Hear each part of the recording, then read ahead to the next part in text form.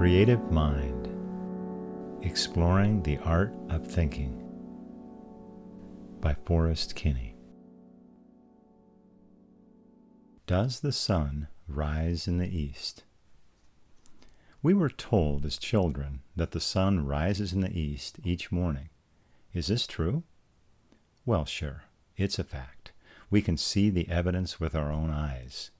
Anywhere on planet Earth, the sun and the moon and the stars all rise in the east because of the direction that the Earth turns. If it turned in the opposite direction, the sun, moon, and stars would all rise in the west.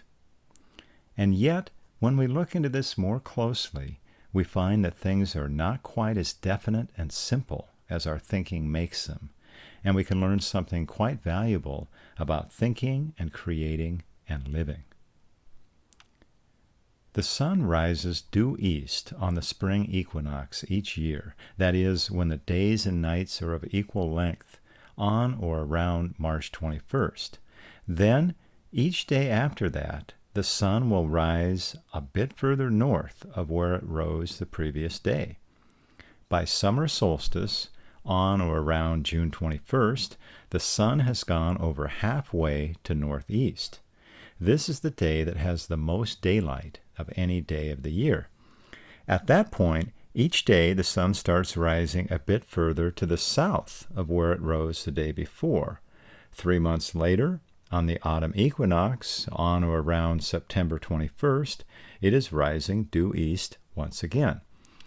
It continues rising further south each day until the winter solstice, which has the shortest day and the longest night, on or around December 21st.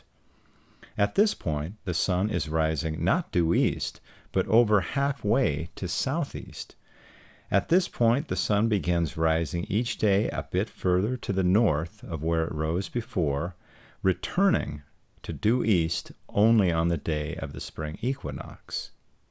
The fact that we know that the sun doesn't rise in the west, or the north, or the south, or the directions in between, or not these directions either, it gives us the illusion that the word east refers to some place quite definite, but as we have seen, it can refer to many, many places. So east actually refers to all these different places that are all grouped together under the same label east, and everything in that category tends to be thought of as just this one way. So why does this matter? It illustrates that much of our thinking is a generalization that overlooks countless specific variations and sees only one general way. I think we need to understand this if we want to live a full creative life. So let's apply this understanding to some creative activity, to the practice of an art. How about turning to my field, the field of music? When you study music, you are taught that this is a C chord. It's not, say, an A minor chord, or an F chord, or an A flat minor chord. And so, if you ask nearly anyone who has taken a music class to play a C chord, they will play this. Now, just as east is actually made of many, many different easts that are generally thought to all be due east, a C chord is actually countless C chords rather than just this one. And to understand this opens a door into a lifetime of creative adventures with a C chord. The key is to think of a C chord as made of 3 keys named C, E, and G. And you can play these anywhere on the piano in any way you like. So, this is also a C chord. I'm playing the same 3 notes, C, E, and G, with my left hand an octave lower on the piano. Now I'm playing both hands at the same time. Here I'm playing a C chord like Mozart often did. I'm still only playing C, E, and G. Now I'm playing a C chord more like Chopin might have.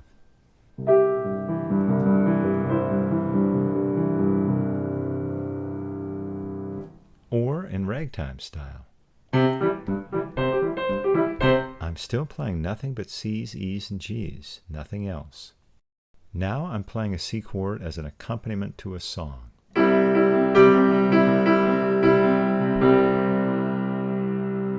And now I'm going to play an accompaniment in a Latin style.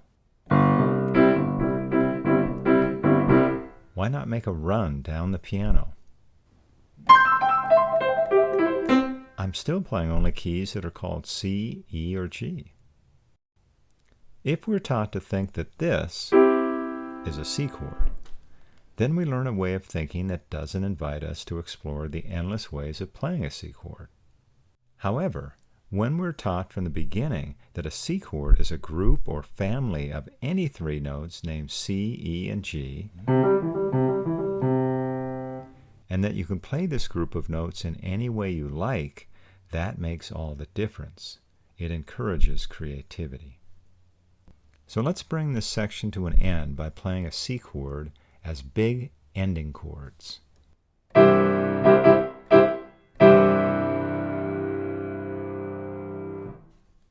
So let's apply this idea to communication.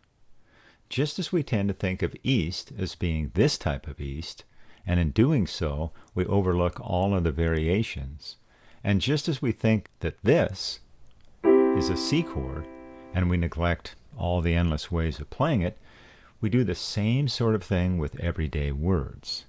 For example, say there's a couple and they're talking. The first person says, "Hey, let's get a dog." The second person says, "A dog?" When thinking of a dog, this second person doesn't think of many kinds of dogs, but thinks of the type of cute little dog he or she had as a child. So this person says, "Oh, sure, go ahead."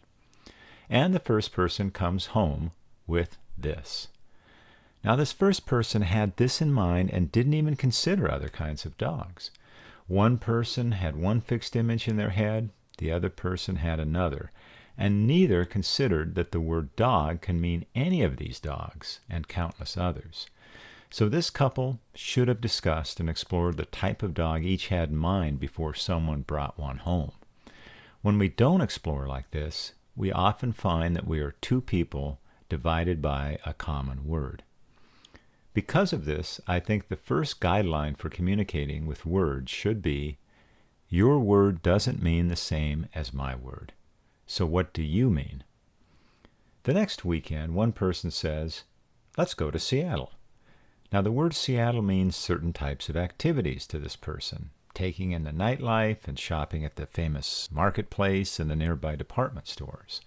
To the other person, Seattle means quite different type of activities, going to a professional baseball game at the stadium and hiking in the mountains nearby. Once again, two people divided by a common word until they communicate. This is particularly true with abstract words such as happiness and freedom. These words, when we look at them closely, are often almost meaningless until we investigate what the other person means by them.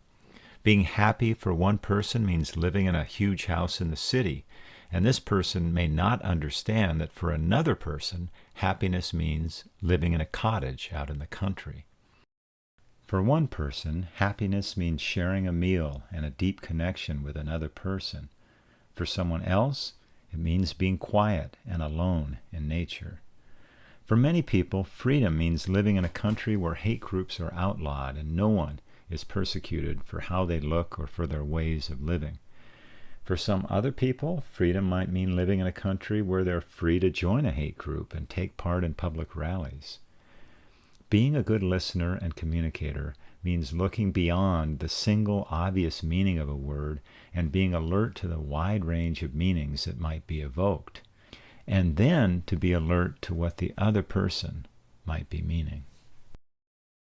The flip side of this is that when we're the ones communicating, especially when we're writing, we often need to be much more specific to bring to mind the image we intend. Suppose, for example, I'm writing a story or a novel, and I write, "The man was wearing green pants and dirty shoes." Now, every writing teacher I've ever had would say this is too general, and it's lacking in the kinds of details that bring to mind a specific vivid image. The person is a man and not a woman, But what's he doing? How is he standing? Like this, or something else? What does he look like? I wrote that the pants are green. What does green bring to your mind? What green do I mean?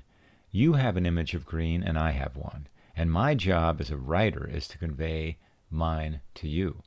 Is it one of these shades of green? Or perhaps I was thinking of this, or maybe this kind of green.